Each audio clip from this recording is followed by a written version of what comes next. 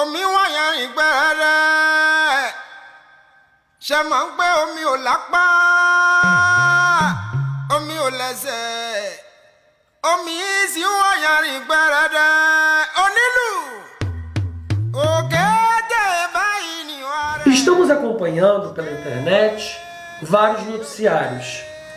A política tentando modificar cultos milenares, querendo proibir o sacrifício de animais.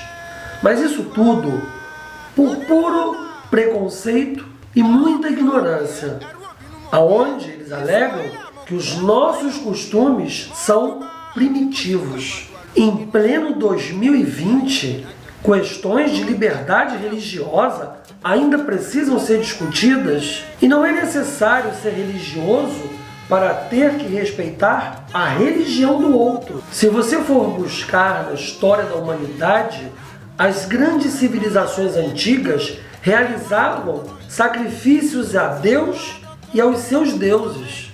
Ainda hoje, muitas culturas mantêm essas tradições, como o judaísmo, o islamismo, mas é apenas o culto africano que sofre com os julgamentos e os preconceitos.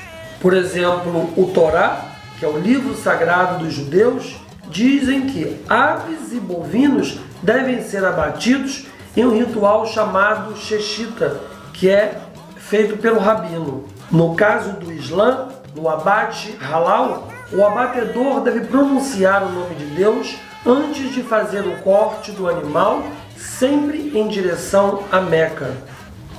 Nós vemos na Bíblia cristã, em diversas passagens, homens ofertando ovelhas no alto do monte, vários vegetais, oferecidos diretamente a Deus. E na cultura de orixá, seja na África ou seja no Brasil, sabemos que os animais são honrados, alimentados devidamente, são lavados, são arrumados com todo respeito e zelo para fazermos o nosso ritual aos nossos deuses. E lembrando que a cultura da África ela é muito mais antiga do que muitas culturas. Existem estudos que provam que foi a primeira civilização do mundo, ou pelo menos uma das primeiras. Na nossa religiosidade, as carnes dos animais sacrificados são consumidos pela comunidade, ou até mesmo, hoje em dia, em muitas casas de orixá, em muitos templos, nós fazemos doação de caridade para vários locais, porque o ato de você comer a carne do animal abatido, ele representa axé. Nós estamos partilhando de tudo aquilo de bom que foi pedido para o orixá durante o ritual. Então, muitas vezes, volto a falar por ignorância, as pessoas não têm noção a quantidade de famílias e de pessoas que se beneficiam.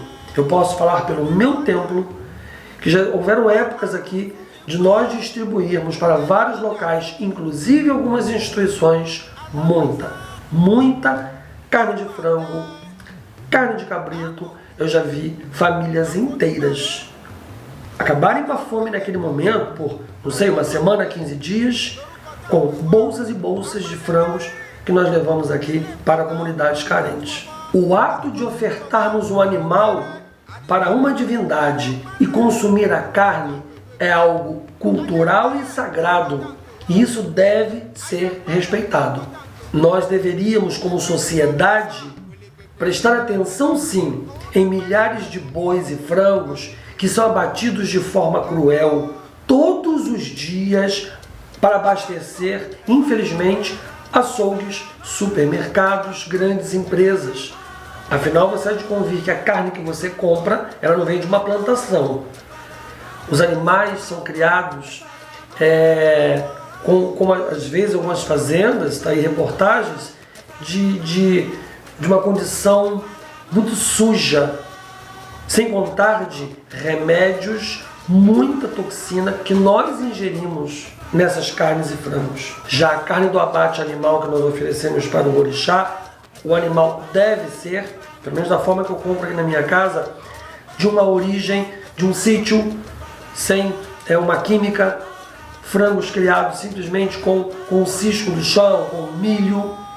Então, se você for parar para analisar, existe uma diferença enorme, enorme, no que causa desequilíbrio até na natureza e no que nós estamos fazendo um processo natural, porque o homem come uma caça desde que o mundo é mundo. A única diferença é que antes dessa caça, ela foi feita um ritual. Onde há um problema nisso? Vocês já observaram o comércio de roupas, sapatos, bolsas que você usa?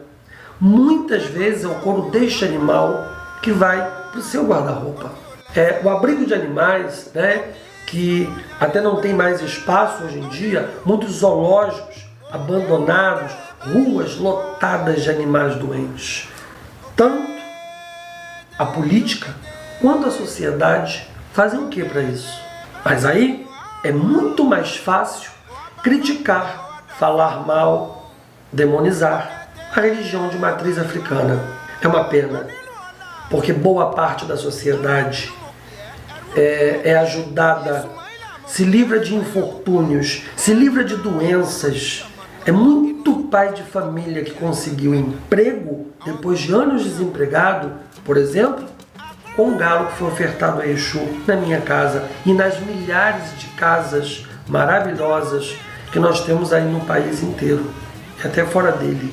O engraçado da hipocrisia do ser humano é que muitas pessoas que estão hoje no poder foram em muitos barracões, fizeram sacrifícios para estarem lá hoje, até de outras religiões. Mas é muito mais fácil pegar o que hoje infelizmente ainda é a minoria ou uma grande maioria desfavorecida, como é infelizmente a religião afro, por diversos motivos sociais, e aí vamos falar mal, vamos criticar, vamos fazer movimento. O nome diz hipocrisia, mas o bom disso tudo é que os orixás não dormem. E a grande verdade é que o problema não é o animal, é sim preconceito com a religião. Esse sim. Quantas vidas já foram salvas com a manipulação de ebós, onde cabritos, pombos, galos, galinhas tiveram seu papel crucial. Porque o animal pode ser morto no maquinário de abatedouro, né? E, como já falei para sua mesa, ele não deve ou não pode passar por um ritual em que cantamos, em que pedimos, em que honramos muitas vidas de seres humanos sofrendo. E não é só o sofrimento de um ser humano. Muitas vezes os rituais que fazemos num templo, pedimos pelo país, pelo mundo.